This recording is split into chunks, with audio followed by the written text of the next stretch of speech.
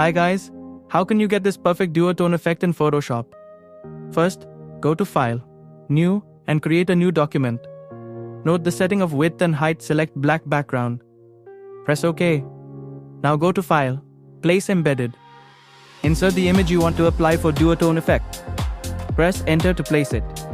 Next, go to Select. Select Subject.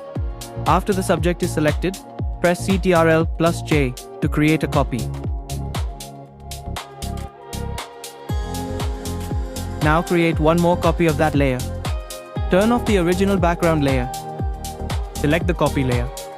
Press Ctrl+T and move it slightly toward a corner. Press Ctrl+T again. Right-click and select Flip Horizontal.